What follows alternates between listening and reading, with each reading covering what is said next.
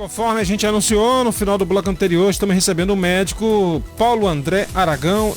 Ele é cirurgião neurológico, né? Ele não é neurologista. Já vamos começar esse bate-papo explicando então qual é a diferença do neurologista para o cirurgião neurológico. Tudo bem? Boa noite. Tudo bem, boa noite, obrigado, boa tarde a todos e a nossa audiência, né? Kleber, é um prazer estar aqui no teu programa. Obrigado pelo convite, é a primeira vez que eu venho e é muito bom vir aqui. Espero vir outras vezes, né? E a diferença, portanto, então? A diferença é que o neurologista, ele é um médico clínico, basicamente, né? Atendimento ambulatorial. Ambulatorial e hospitalar também, só que ele não realiza cirurgias. Então, ele consulta, ele pede exames, ele faz o diagnóstico, trata com remédios, mas há doenças que são cirúrgicas e que ele não trata. É aí que entra o neurocirurgião, que precisa de um conhecimento de neurologia, mas tem uma formação cirúrgica também, acrescentada, né? O especialista em neurologia, se não me engano, se forma em 3 anos e o neurocirurgião se forma em 5. Então até a formação também é diferente, né? Muito bem. São especialidades, eu costumo dizer, que se complementam. Muito bem. Doutor, e o senhor atende tanto na rede pública quanto na rede privada? Sim, tanto na rede pública quanto na rede privada. HE, HCAL? Na rede pública no HE, no HCAL, né? E na rede privada, no único hospital que nós temos, que é o Hospital São Camilo. Quando a gente chama um médico intensivista, o senhor não é intensivista? Não sou intensivista. É uma outra especialidade. É outra especialidade. Especialista em UTI mesmo. É uma medicina intensiva, né? É médicos que trabalham com pacientes em UTI. Então é outra especialidade. Bom, na semana passada a gente organizou aqui um debate sobre trânsito. A nossa ideia, né, na quarta-feira sempre é reunir uma equipe multidisciplinar, digamos assim. Mas o senhor estava em viagem, né? Chegou até pouco depois que o programa estava acabando, mas aí numa deferência muito bacana com a gente, aceitou vir hoje, na segunda-feira, que a temática do programa é saúde, falar sobre trânsito. Final do ano é sempre uma preocupação recorrente das nossas autoridades. E eu queria saber, na sua área de cirurgião neurológico, neurocirurgião, o quanto que o trânsito também preocupa e demanda cirurgias para o senhor. Sim, bastante, né? A gente precisa entender o seguinte: acidentes de trânsito já aconteceriam normalmente se ninguém bebesse. Mas, como principalmente em época de festa de ano, feriado prolongado, realmente é pior a incidência. E não precisa explicar muito, ser muito inteligente para entender por que aumentam os casos de acidentes de trânsito. E na nossa especialização, na nossa especialidade, o que é mais comum em termos de acidente são 3 lesões: o traumatismo craniano, o trauma raquimedular, que para quem não sabe é o traumatismo da coluna vertebral, e as lesões do plexo braquial, né, que é um nervo que comanda o braço, né, digamos assim, para o nosso público compreender. Então, no nosso dia a dia são as 3 principais lesões provocadas pelos acidentes de trânsito. Traumatismo... Já temos uma violência urbana muito grande, né? Que já soma mais morbidade a isso.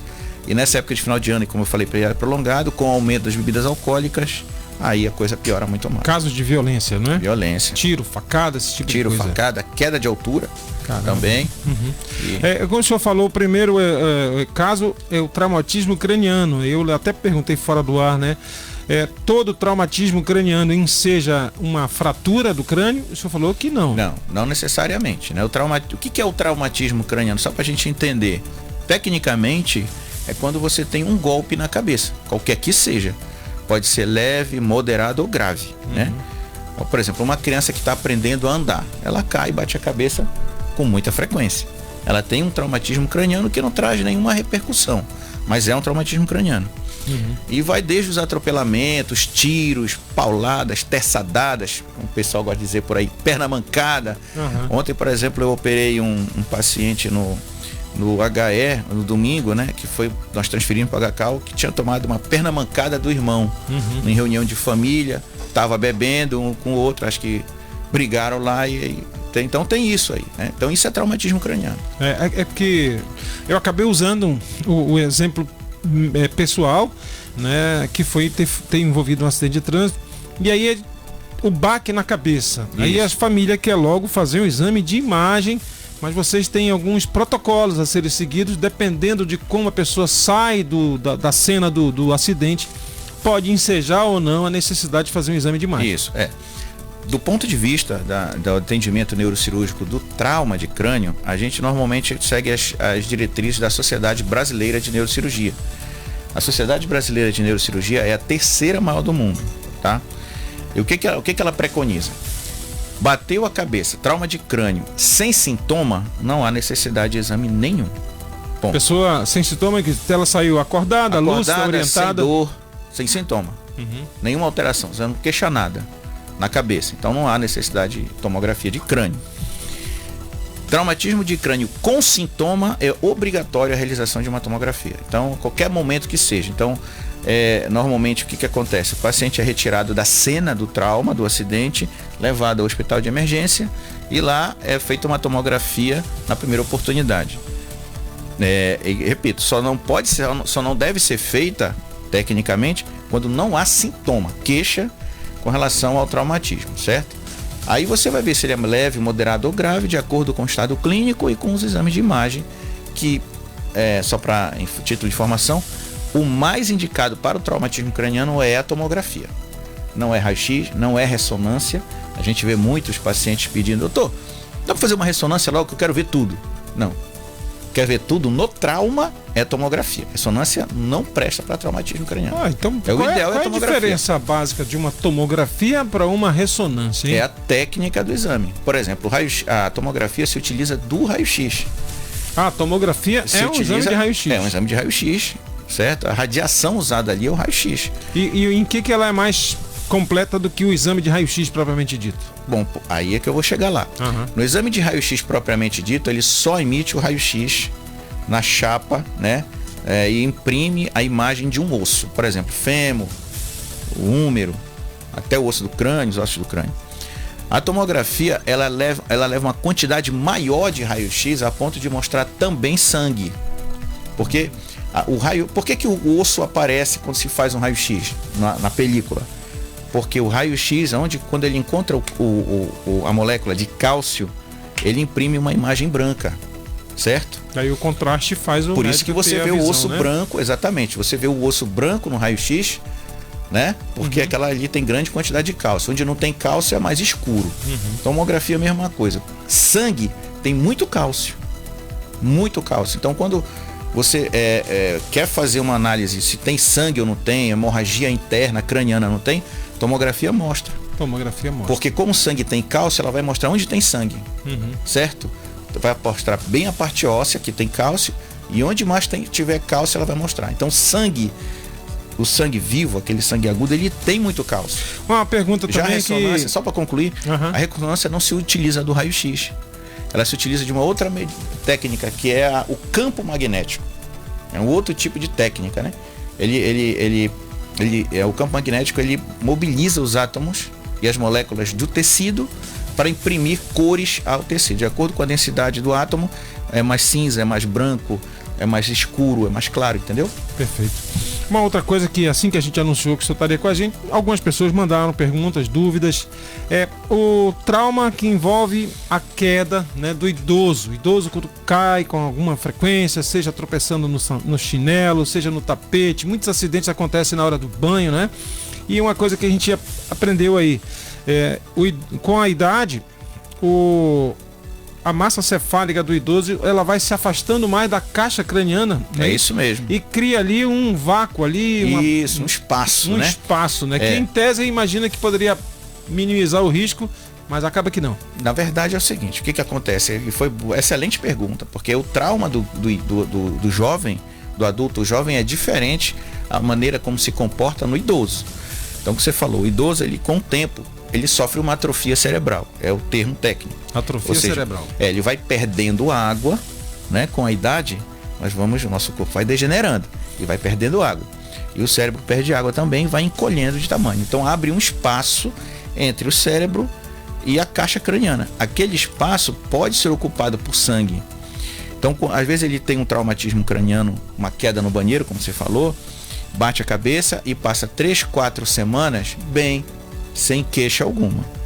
Daí com 4 semanas em diante começam sintomas de dor de cabeça, vai parando um pouco o lado direito, o lado esquerdo do corpo, a família pensa que ele está ficando até com Alzheimer. Aí você vai ver, tem essa história de traumatismo que às vezes passa batido. Às vezes o trauma é banal.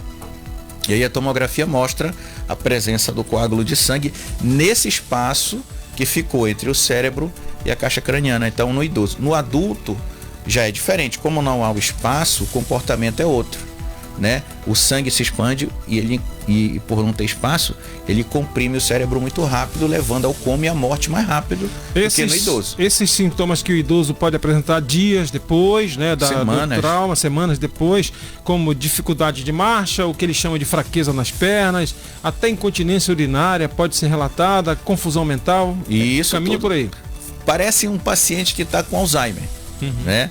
Vai parando um lado, aí vai ficando lento, confuso, sonolento, apático, começa a deixar vai arrastando a sandália, daqui a pouco ele está se urinando. Então tem que se atentar. Se não tiver uma história de queda antes, com certeza ele está evoluindo com hematoma intracraniano provocado pelo trauma lá atrás. E o risco é que a família possa aceitar isso, resignada, é coisa da idade e tal. Mas na verdade, se te apresentar esses sintomas, dá para tratar. Dá para tratar. É procurar o médico. O exame que deve ser feito é a tomografia. Também nesse caso especificamente, por ser 4 semanas mais ou menos depois da queda, já a ressonância já mostra bem a lesão. É mais indicado. Nos agudos, nas suspeitas de traumatismo craniano agudo, acabou de acontecer, o melhor é a tomografia.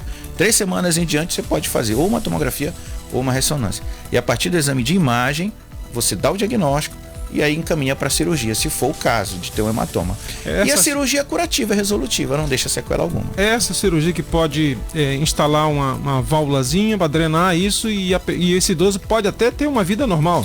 No caso dos hematomas intracranianos, que são as coleções de sangue, não se instala válvula nenhuma. Você simplesmente faz uma abertura no crânio e aspira o coágulo, ok?